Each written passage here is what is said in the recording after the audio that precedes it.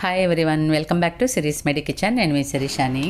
వంటింట్లో కష్టమైన పనులని ఈజీగా నిమిషాల్లో చేయడానికి సులభమైన పద్ధతులని ఇక్కడ చూద్దామండి. అవేంటో ఇంక స్టార్ట్ చేసేద్దాం. ఇంట్లో ఇటువంటి సన్నగా పొడుగ్గా ఉండే గ్లాసులు కానీ, బాటిల్స్ కానీ, డబ్బాలు కానీ ఇలా చాలా ఉంటాయి. కానీ గ్లాస్ లోపల సైడు అడుగు వరకు వాష్ చేయడానికి మనకు చెయ్యి లోపలికి పోదు, స్క్రబ్బర్ కూడా లోపల వరకు వెళ్ళదు. అడుగు మురికిని కడగాలంటే కష్టంగా ఉంటుంది. ఇవి ఈజీగా లోపల వరకు వాష్ చేయడానికి ఏం చేయాలంటే ఇటువంటి స్క్రబ్బర్ని ఒకటి తీసుకోండి. దీనికి ఒక సైడ్ వచ్చేసి గ్రీన్ స్క్రబ్బర్ ఉంటుందండి, ఒక సైడ్ స్పాంజ్ వచ్చి దానికి అతుక్కొని ఉంటుంది. కత్తితో స్పాంజ్ పైన 4 ఘాట్లు పెట్టుకోండి. స్పాంజ్ ఈ విధంగా కట్ చేయాలి. ఒక డైరెక్షన్లో 4 ఘాట్లు పెట్టిన తర్వాత రెండవ డైరెక్షన్కి తిప్పి పొడుగ్గా ఫుల్గా లాస్ట్ వరకు ఘాట్లు పెట్టాం కదండి 4, దాంట్లోనే కట్ చేయండి. ఇప్పుడు చూడండి 4 ఘాట్లు బాగా ఓపెన్ అయ్యాయి. ఇప్పుడు ఈ స్క్రబ్బర్ని ఇలా రౌండ్గా తిప్పి పట్టుకోండి. అది అలానే నిలవడానికి రబ్బర్ బ్యాండ్ని వేసుకోవాలి. ఇప్పుడు ఇలా రౌండ్గా ఉంటుందండి. రబ్బర్ బ్యాండ్ వేసుకున్న తర్వాత ఇప్పుడు 2 స్పూన్స్ తీసుకొని స్పూన్ వెనక సైడ్ని ఇలా రబ్బర్ బ్యాండ్ లోపలికి పోనివ్వాలి. రెండవ సైడ్ కూడా అలానే రెండవ స్పూన్ని లోపలికి పోనివ్వండి. స్పూన్ని లాస్ట్ వరకు పోనీయకుండా కిందకు కొంచెం లాగాలండి. లాస్ట్ వరకు పోతే స్క్రబ్బర్తోనే స్పూన్ కూడా గ్లాస్ అడుగుని గీసుకుంటుంది అన్నమాట. అందుకని కొంచెం వెనక్కి నెట్టండి. ఇప్పుడు ఒక గ్లాసుని తీసుకొని కడిగి ఎలా వచ్చిందో చూద్దామండి. ఇప్పుడు ఈ స్క్రబ్బర్ని డిష్ వాష్ లిక్విడ్ లోపల ముంచి గ్లాస్ లోపల వరకు పంపించి అడుగు వరకు బాగా వాష్ చేయండి. స్క్రబ్బరు గ్లాస్ లోపల కింద వరకు వెళ్ళి బాగా వాష్ అవుతుంది అన్నమాట. అలా లోపల సైడ్ బాగా రుద్దిన తర్వాత బయట సైడ్ కూడా రుద్దండి. తర్వాత కింద సైడ్ కూడా బాగా రుద్దిన తర్వాత వాష్ చేసి తీసుకొస్తాను చూడండి. అంతా బాగా క్లీన్ అయిపోయింది. సన్నగా ఉన్న వాటిని కానీ పొడుగ్గా ఉన్న బాటిల్స్, గ్లాసెస్ని చేయి పట్టకుండా ఉంటే ఇలా స్క్రబ్బర్ని చేసుకొని పక్కన పెట్టుకొని ఉంచుకున్నాం అనుకోండి, ఎప్పుడు కావాలంటే అప్పుడు దీంతో వాష్ చేసుకోవచ్చు. ఇది చాలా బాగా ఉపయోగపడుతుంది. మీ ఇళ్ళల్లో ఎక్స్పైరీ అయిన ట్యాబ్లెట్స్ ఉంటే అవి తీసుకోండి. ఎక్స్పైర్ అయిపోయాయి కదా అని పడేయొద్దండి. ఇవి మనకు చాలా బాగా యూజ్ అవుతాయి. ఎక్స్పైర్ అయిన ట్యాబ్లెట్స్ కూడా మనకు ఉపయోగపడతాయని ఆచారం ఇస్తుంది. ఇప్పుడు నేను వాటిల్లోంచి 5 ట్యాబ్లెట్స్ తీసుకున్నానండి. ఒక పేపర్ తీసుకొని ఈ 5 ట్యాబ్లెట్స్ పెట్టుకొని రాయితో పౌడర్లా చేసుకోండి. ఇలా బాగా పౌడర్గా చేసుకున్న తర్వాత ఈ పౌడర్ని ఒక గ్లాసులో వేసుకోవాలి. తర్వాత అందులో 1/2 గ్లాస్ వాటర్ పోసి స్పూన్తో బాగా మిక్స్ అయ్యేటట్టు కలుపుకోండి. ఇప్పుడు ఈ మిశ్రమాన్ని ఒక స్ప్రే బాటిల్లో పోసుకోవాలి. ఈ వాటర్ని బొద్దింకలు, చీమలు ఎక్కడున్నాయో అక్కడ చల్లామనుకోండి, అవి అలానే చనిపోతాయి. మామూలుగా కిచెన్ సింక్లో బొద్దింకలు ఎక్కువ వస్తుంటాయి, అక్కడ బాగా స్ప్రే చేయండి. బొద్దింకలు కానీ ఇంకా ఏమైనా పురుగులు ఉంటే అవి చనిపోతాయి. సింక్ హోల్లో వచ్చేసి ఒక పేపర్ని ఇలా మడిచిపెట్టుకోండి. బొద్దింకలు అవి పైకొచ్చి చనిపోకుండా ఉంటాయన్నమాట. బాత్రూంలో వాటర్ పోయే దగ్గర కూడా ఈ వాటర్ని చల్లితే బొద్దింకలు, చీమలు, పురుగులన్నీ చనిపోతాయి. చీమలు ఎక్కడైనా ఉంటే వాటిపైన కూడా స్ప్రే చేసుకోండి, అవి వెంటనే చనిపోతాయి.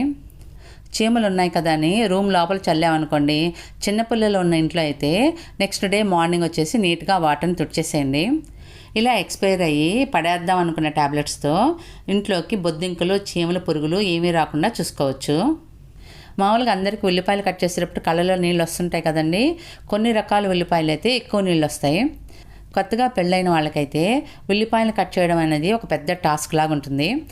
అలా కళ్ళ నీళ్ళు రాకుండా ఉండడానికి ఉల్లిపాయల్ని ఫ్రీజర్లో 15 నిమిషాల పాటు పెట్టుకోండి. 15 నిమిషాల తర్వాత ఉల్లిపాయల్ని ఫ్రీజర్లోంచి తీసి తర్వాత కట్ చేస్తే కళ్ళల్లో నీళ్ళు రాకుండా ఉంటాయండి.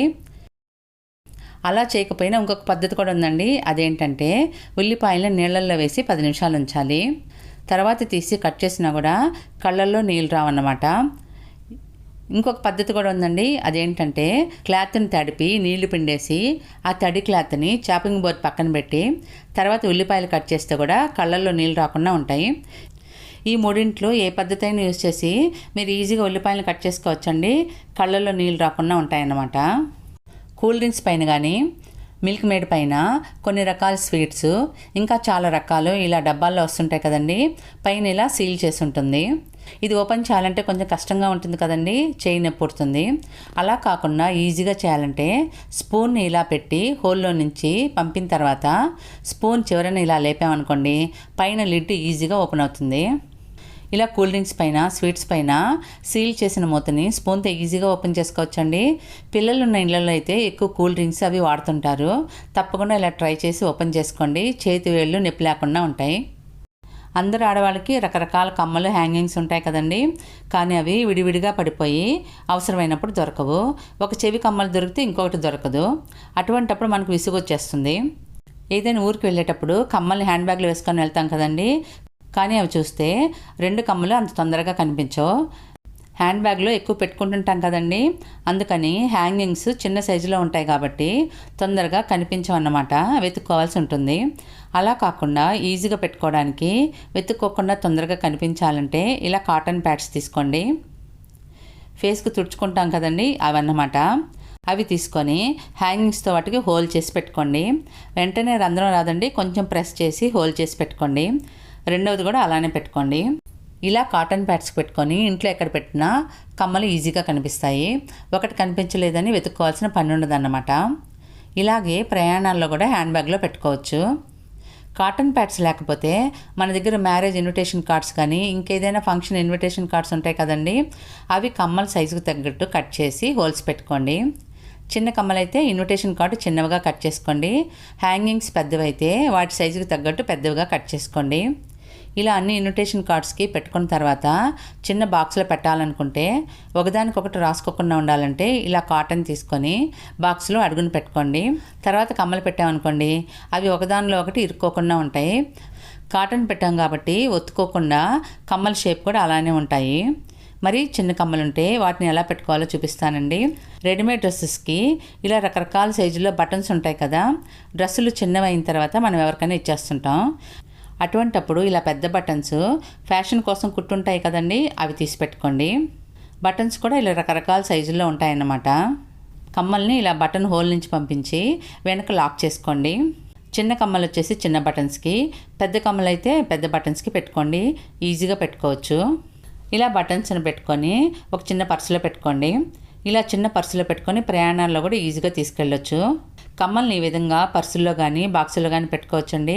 కమ్మలు కనిపించలేదని వెతుక్కోవాల్సిన అవసరం ఉండదన్నమాట. ఈ టిప్స్ మీకు నచ్చాయని అనుకుంటున్నాను.